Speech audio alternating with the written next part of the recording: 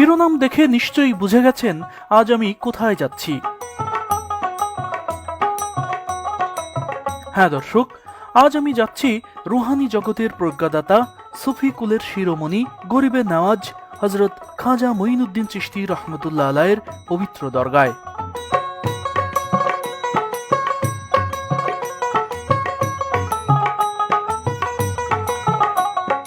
খাজা মঈনুদ্দিন চিশতি রহমতুল্লাহ আলাইহির দরগা বাংলাদেশ থেকে প্রায় 2000 কিলোমিটার পশ্চিমে ভারতের রাজস্থান রাজ্যের আজমির শহরে।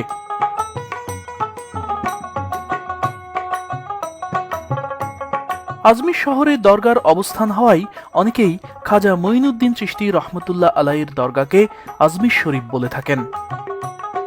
মূলত উচ্চ মর্যাদা সম্পন্ন স্থান, ব্যক্তি বা বস্তুকে শরীফ বলা হয়, সেই হিসেবেই আজমিরকে বলা হয় আজমির শরীফ।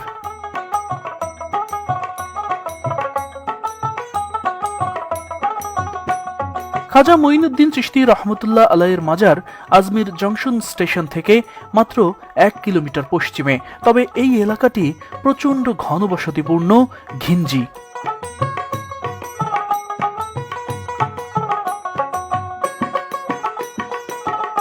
আমি দরগার দিকে যত এগিয়ে যেতে থাকি ততই অবাক হতে থাকি। হাজার হাজার মানুষ, এত মানুষের উপস্থিতি আমি কোনো মাজারে দেখিনি। দিন কি রাত, সকাল কি সন্ধ্যা, সব সময় আপনি যখনই এখানে আসবেন তখনই দেখতে পাবেন হাজার হাজার মানুষের ঢল।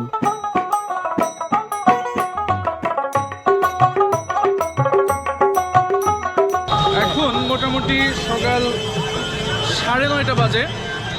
সকাল 9:30টাতে মানুষের এখানে যে উপস্থিতি, সেটি মানে হাজার হাজার মানুষ, মানে এত মানুষ এখানে এসেছে।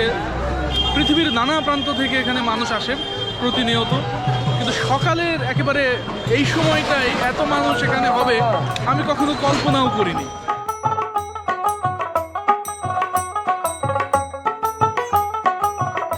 খাজা মঈনুদ্দিন চিশতি রহমতুল্লাহ আলাইহির মাজার জিয়ারত করতে সারা পৃথিবী থেকে প্রতিদিন প্রায় 1.5 লক্ষাধিক মানুষ এখানে আসেন।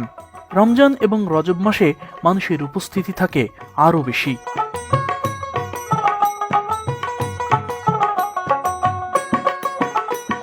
শুধু তাই নয়, এখানে এমন একটি রান্নার পাত্র আছে যে পাত্রে প্রায় লক্ষাধিক মানুষের খাবার একবারে রান্না করা যায়। এত বড় রান্না করার ড্যাগ গোটা দুনিয়ার কোথাও নেই। বেঙ্গল ডিসকভারির পর্দায় আজ আমি আপনাদের খাজা মঈনুদ্দিন চিশতি রহমতুল্লাহ আলাইহির পুরো মাজার চত্বরের কোথায় কি আছে তা তো দেখাবই, জানাবো তার পুরো জীবন ইতিহাস।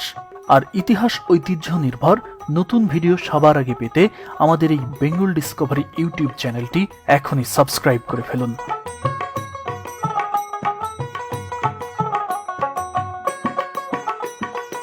আগের একটি পর্বে আমি আপনাদের দিল্লির নিজামুদ্দিন আউলিয়ার মাজার দেখিয়েছিলাম। সেখানে যেমন ফুলের ডালা এবং রঙিন কাপড় কিনে মাজারে প্রবেশের রেওয়াজ রয়েছে, এখানেও তাই। আর এ কারণে এখানেও মাজার কেন্দ্রিক রাস্তার দুধারে শত শত দোকান গড়ে উঠেছে, যেখান থেকে মানুষ সেগুলো কিনে মাজারে প্রবেশ করছে।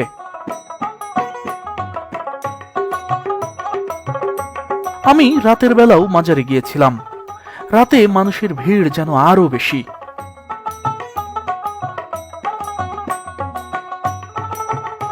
আপনি সামনের দিকে যত এগিয়ে যাবেন আপনার কাছে মনে হবে এ যেন ভিন্ন পৃথিবীর অন্য কোনো জগৎ। যত দূর আপনার চোখ যাবে দেখবেন শুধু মানুষ আর মানুষ।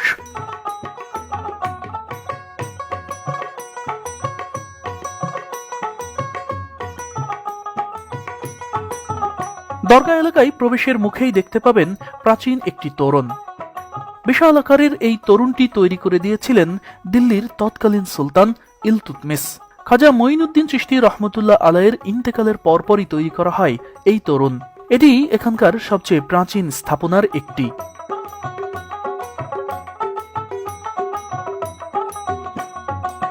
সামনে এগিয়ে যাওয়ার পর মূল মাজারে প্রবেশের মুখেই দেখতে পাবেন একটি সুউচ্চ ফটক।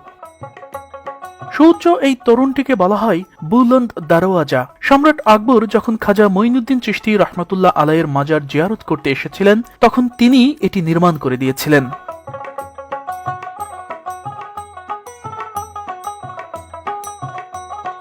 বুলন্দ দরওয়াজা দিয়ে ভিতরে প্রবেশ করার পর শুরুতেই হাতের বাম পাশে দেখতে পাবেন বড় আকারের একটি ড্যাগ। এই পাত্রটি আপনার কাছে বিশাল আকারের মনে হলেও এটি আসলে এখানকার ছোট পাত্র, অর্থাৎ এর চেয়েও বড় পাত্র রয়েছে আরেক পাশে। একটু পর সেটাও দেখাবো আপনাদের। পাত্রটিতে দেখলাম আগত মানুষ এখানে খাদ্য সামগ্রী এবং টাকা পয়সা দান করেছেন।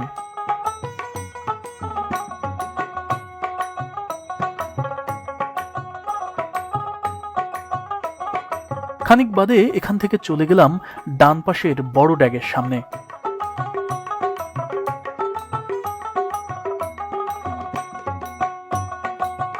ড্যাগটি দেখে আমি রীতিমতো অবাক হয়েছি। তবে বিশাল আকারের এই পাতিলটি দেখে যতটা না অবাক হয়েছি তার চেয়েও বিস্মিত হয়েছি পাতিলের ভেতরে পড়ে থাকা লাখ লাখ টাকা দেখে। টাকার পাশাপাশি মানুষ এই ড্যাগের ভেতরে বস্তায় বস্তায় চাল দান করছে।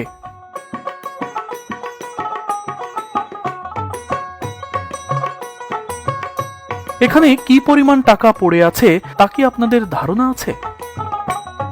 কি পরিমাণ টাকা এখানে পড়ে আছে তা ধারণা করতে হলে আপনার আগে জানতে হবে এই পাত্রটি ঠিক কত বড়। রান্নার এই পাতিলটি আসলে কত বড় তা কোনোভাবেই ক্যামেরা দিয়ে বোঝানো সম্ভব নয়। শুধু এটুকুই বলছি যে এখন যে পরিমাণ টাকা পড়ে আছে, একজন মানুষ যদি এর মধ্যে নামে তাহলে সে প্রায় কোমর পর্যন্ত ডুবে যাবে। আসলে এগুলো সবই মান্যতের দান। সব ধর্মের মানুষ এখানে দান করেন। এখানকার বড় হাঁড়িটিতে 1600 কেজি আর ছোটটাই 800 কেজি, অর্থাৎ দুটি পাতিলে একসাথে প্রায় 2400 কেজি খিচুড়ি রান্না করা যায়। অর্থাৎ হাঁড়িটি এতই বড় যে একবার রান্না হলে প্রায় 1.5 লাখ মানুষ তা খেতে পারে। রান্নার সময় হতে হতে পাত্রটি টাকা আর চাউলে ভরে টইটুম্বুর হয়ে যায়।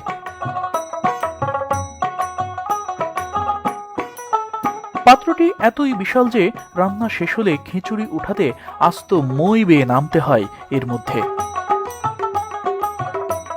বিশাল আকারের এই পাতিল সম্রাট আকবর এই মাজারে উপহার দিয়েছিলেন।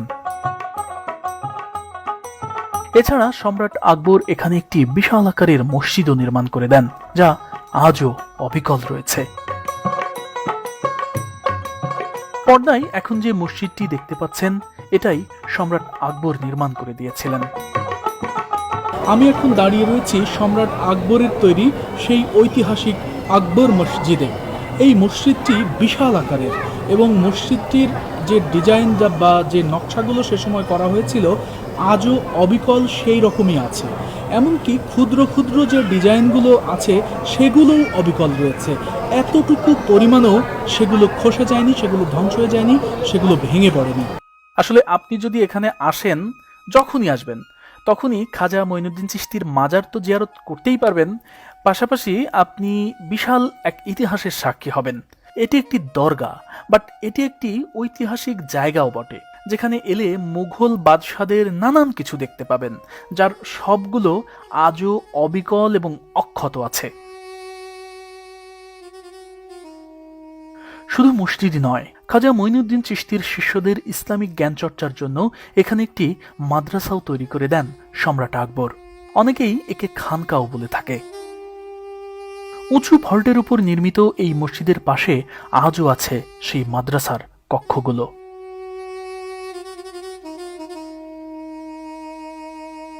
দর্শক মণ্ডলী, এখন যে ইমারত আপনারা দেখতে পাচ্ছেন এগুলো আসলে মাদ্রাসার ছাত্রদের জন্যই বরাদ্দ ছিল সে সময়, যা এখন মসজিদের সাথে ইনক্লুড করা হয়েছে, ফলে এখন এগুলো নামাজের জন্য ব্যবহৃত হচ্ছে। কিন্তু মনে রাখবেন, এটি কিন্তু আদি সেই মসজিদ নয়। মূল মসজিদের অংশ ওই পাশে পশ্চিম দিকে।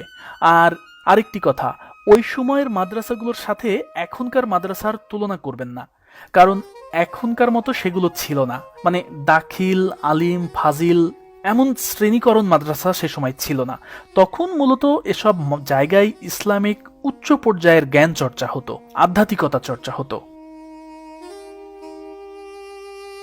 আসলে ওই সময় এখানে কোরআন, হাদিস এবং ফিকা শাস্ত্রের উপর ছাত্রদের তালিম দেওয়া হতো। সম্রাট আকবর মসজিদটি নির্মাণ করে দিয়েছিলেন বলে মসজিদটিকে আকবরী মসজিদ বলা হয়। খাজা মঈনুদ্দিন চিশতি রহমতুল্লাহ আলাই আজ থেকে প্রায় ৯০০ বছর আগে ১১৪২ সালের ১২ই ফেব্রুয়ারি ৫৩৬ হিজরির ১৪ই রজব পারস্যের সিস্তানের গজনর পল্লীতে জন্মগ্রহণ করেন। তার পিতা খাজা গিয়াসউদ্দিন হাসান ছিলেন খোদা ভক্ত এবং সেখানকার বেশ বড় ব্যবসায়ী। মাতার নাম ছিল মাহে নূর। জন্মের পর তার নাম রাখা হয় মঈনুদ্দিন, তবে বাবা মা দুজনই তাকে হাসান নামে ডাকতেন। খাজা মঈনুদ্দিন চিশতি রহমতুল্লাহ আলাই পিতামাতা উভয় দিক থেকেই ছিলেন আরবের সুবিখ্যাত কুরাইশ বংশের হজরত আলী রাদিয়াল্লাহু তাআলা আনহুয়ের বংশধর। তিনি ৭ বছর বয়স থেকেই ৫ ওয়াক্ত নামাজ আদায় করতেন, অংশ নিতেন ধর্মীয় আলোচনাতেও। যখন তার বয়স ১৫ তখন তার পিতা মৃত্যুবরণ করেন। এর অল্প কিছুদিন পর মাও মারা যান। তার পিতা ধনাঢ্য ব্যবসায়ী ছিলেন, তাই পৈতৃক সূত্রে তিনি অনেক সম্পদের মালিক হন। কিন্তু তার মনে ছোটবেলা থেকেই ইসলামের প্রতি গভীর আকর্ষণ জন্ম নেয়। এ কারণে তিনি নিজের যাবতীয় সম্পত্তি দরিদ্রদের মাঝে বিলিয়ে দিয়ে সংসারের মায়া ত্যাগ করে জ্ঞান অর্জন এবং উচ্চশিক্ষার উদ্দেশ্যে চলে যান বুখারায়। উজবেকিস্তানের বুখারা ছিল ওই সময়ের ইসলামিক জ্ঞানচর্চার সর্বোত্তম স্থান। খাজা মঈনুদ্দিন চিশতি ছোটবেলা থেকেই গরিবদের প্রতি ছিল অসীম মমতা। সবসময়ই তিনি গরিবদের সাহায্যে এগিয়ে আসতেন। মূলত এ কারণেই তাকে গরিবের নামাজ বলা হয়।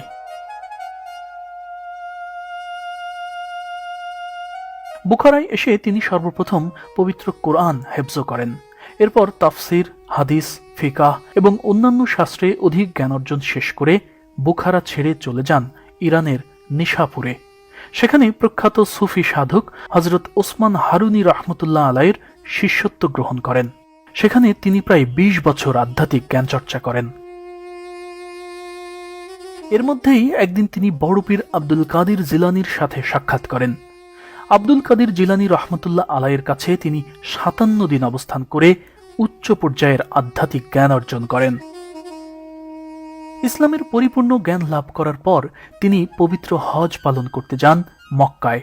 সেখান থেকে মদিনায় এসে হযরত মুহাম্মদ সাল্লাল্লাহু আলাইহি ওয়াসাল্লামের রওজা জিয়ারত করেন।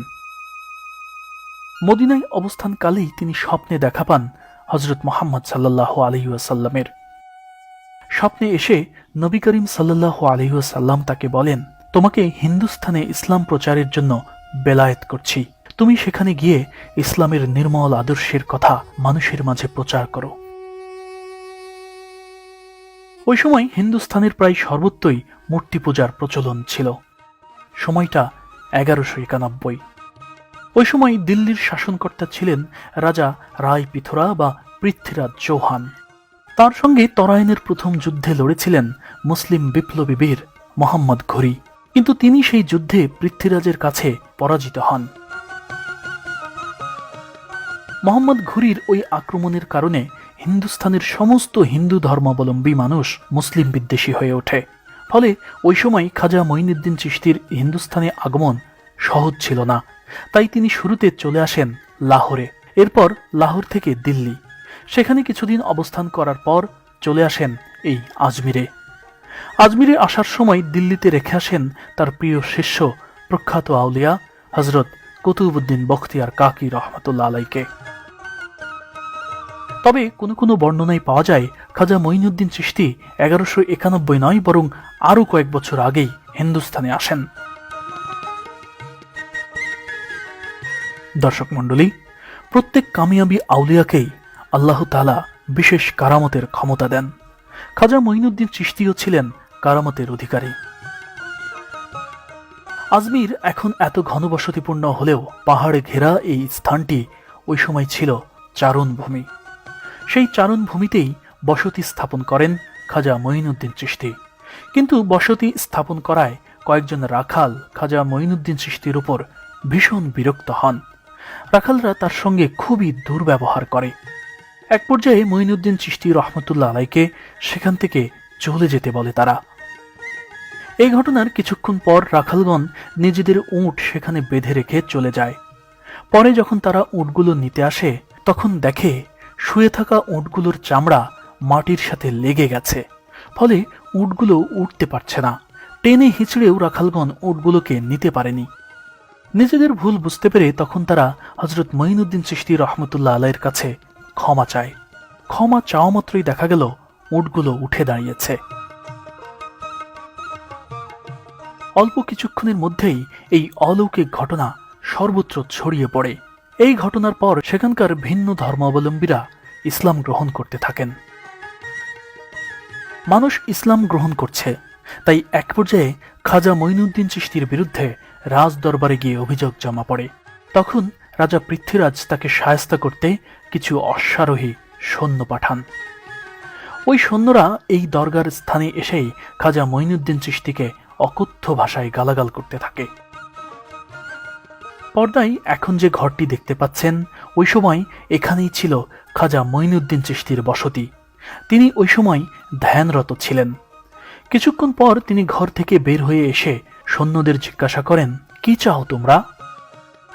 তখন সৈন্যরা মঈনুদ্দিন চিশতি রহমতুল্লাহ আলাইহির সাথে বেয়াদবি করার চেষ্টা করে। তখন তিনি সৈন্যদের উদ্দেশ্যে বলেন, তোমরা আর এক পাও সামনে এসো না।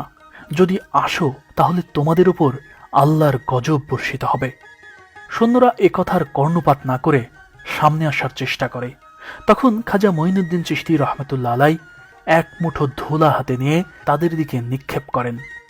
ধুলা নিক্ষেপ করা মাত্রই তারা পাগলের মতো চিৎকার করতে করতে পালিয়ে যায়। এই ঘটনা শোনার পর রাজা পৃথ্বীরাজ খাজা মঈনুদ্দিন চিশতিকে জাদুকর বলে আখ্যা দেন। এরপর রাজা পৃথ্বীরাজ ওই সময়ের নাম করা জাদুকর রামদেব এবং অজয়পালকে পাঠান মঈনুদ্দিনকে শায়েস্তা করতে। রামদেব এবং অজয়পাল যখন এখানে আসেন, তখন খাজা মঈনুদ্দিন চিশতি ধ্যানে মগ্ন ছিলেন। তাদের আগমন বুঝতে পেরে তিনি ধ্যান ভঙ্গ করে বাইরে বের হয়ে আসেন এবং জাদুকর রামদেব ও অজয়পালের সামনে গিয়ে বসে তাদের দিকে জ্যোতির্ময় দৃষ্টিতে তাকিয়ে থাকেন। এ সময় তাদের মাঝে কোনো কথা হয়নি, কিন্তু চোখে চোখে পলকহীন দৃষ্টিতে যখন তারা একে অপরের দিকে তাকিয়েছিলেন, তখন চোখের ভাষায় তাদের মধ্যে কি কথা হয়েছে তা আল্লাহ পাক ছাড়া কেউ বলতে পারবে না। কিন্তু এই তাকিয়ে থাকা অবস্থায় কিছুক্ষণের মধ্যেই ওই দুই জাদুকর খাজা মঈনুদ্দিন চিশতির পায়ে পড়ে যায়, ক্ষমা চায়। রামদেব এবং অজয়পাল দুজনেই ইসলাম গ্রহণ করেন। খাজা মঈনুদ্দিন চিশতি রহমতুল্লাহ আলাইহি রামদেবের নাম রাখেন মুহাম্মদ সাদি।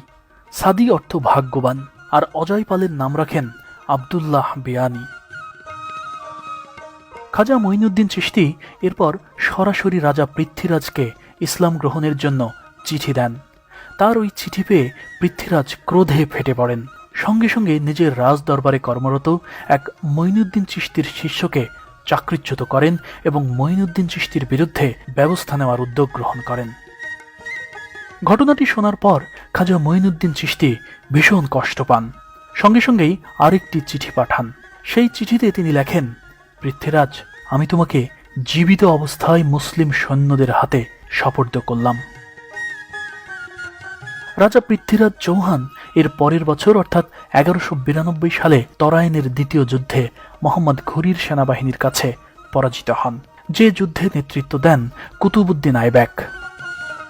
কুতুবউদ্দিন আইবেকের সেই বীরত্ব গাথা আমি অবশ্য আগের একটি ভিডিওতেই বিস্তারিত জানিয়েছিলাম, নিশ্চয়ই মনে আছে আপনাদের। মূলত এরপর থেকেই খাজা মঈনুদ্দিন চিশতির হাত ধরে দলে দলে মানুষ ইসলাম গ্রহণ করতে থাকে। মুসলিমদের পাশাপাশি ওই সময় তার খানকায় অন্য ধর্মের মানুষজনও নিজেদের বিভিন্ন সমস্যা সমাধানের জন্য নিয়মিত আসতে থাকেন। 627 হিজরির 6 রজব এই দুনিয়া ছেড়ে চলে যান ভারতীয় উপমহাদেশের সর্বশ্রেষ্ঠ সুফি সাধক, গরিবে নওয়াজ, সবার প্রিয় হযরত খাজা মঈনুদ্দিন চিশতি রহমতুল্লাহ আলাইহি।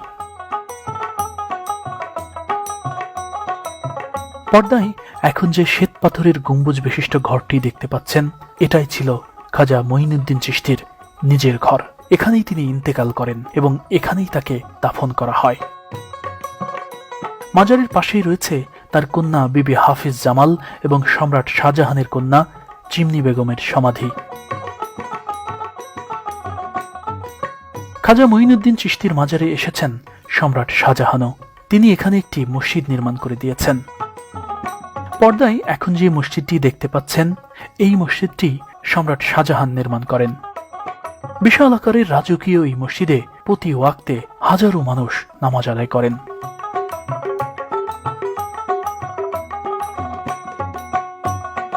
খাজা মঈনুদ্দিন চিশতির মাজারের গম্বুজের মাথা খাঁটি স্বর্ণ দিয়ে মোড়ানো।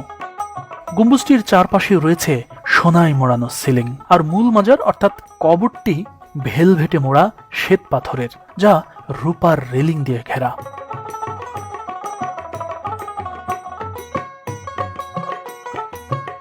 মাজারের বাইরের দিকটাও রাজকীয়। দামি দামি পাথর দিয়ে এমন নান্দনিকভাবে পুরো মাজার চত্বর সেই সময় তৈরি করে দিয়েছেন সম্রাট আকবর।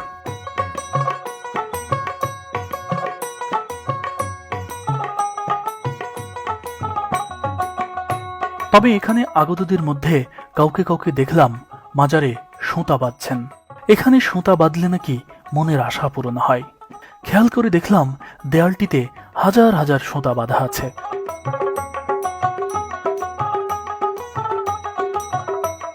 আবার কাউকে কাউকে দেখলাম বাহিরে মাজারের দেয়ালের সাথে এভাবে মাথা নত করে থাকতে।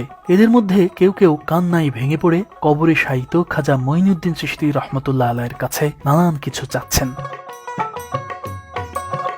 অনেককেই দেখলাম রঙিন কাপড় আর ফুলের ডালা সাজিয়ে মাজারে প্রবেশ করতে, কিন্তু এত মানুষের ভিড় যে ভেতরের দৃশ্য আমি ভিডিওই করতে পারিনি।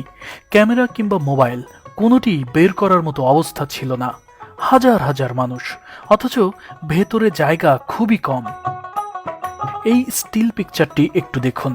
এটাই গরিবে নওয়াজ হযরত খাজা মঈনুদ্দিন চিশতি রহমতুল্লাহ আলাইহির পবিত্র রওজা।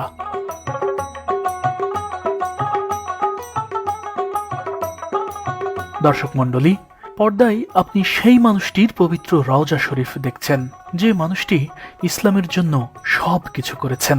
বিত্তশালী হওয়ার পরও নিজের সব কিছু দান করে দিয়েছেন গরিবদের মাঝে, শুধুমাত্র একমাত্র ইসলামের জন্য। ইসলামের জন্যই সুদূর পারস্য থেকে 3000 কিলোমিটার পথ পাড়ি দিয়ে মানুষকে আলোর পথ দেখাতে ছুটে এসেছেন এই ভারতবর্ষে। তিনিই ছিলেন সর্বপ্রথম এই উপমহাদেশের ইসলামের পথ প্রদর্শক বা মুর্শিদ।